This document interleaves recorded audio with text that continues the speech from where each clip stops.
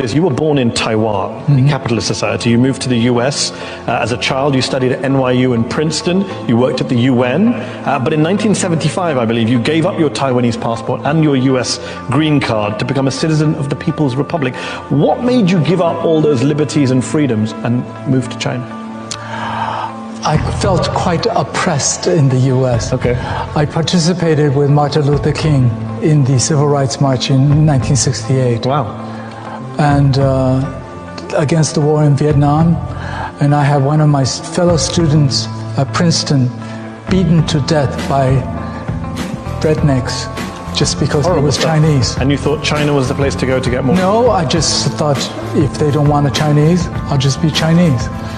And expand its form of ideology in order to bend, break, and replace the existing rules-based international order. Who's replacing rules of international order? Who's cracking down on WTO? Who's left the Paris Climate Agreement? Who's challenging the agreement that's reached with the Iranians? Who? It's not China.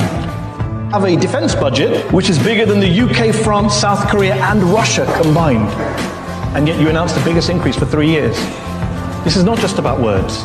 Oh, when the US still continues to challenge, as they do, for entering Chinese territorial waters, however you look at it, the total amount, it is still insignificant compared to US spending. Insignificant, but you spend more than the UK, France, and Russia combined, 3 nuclear powers.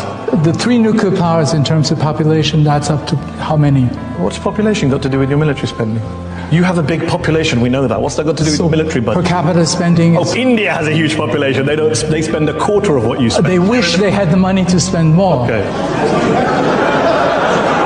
Let's talk about something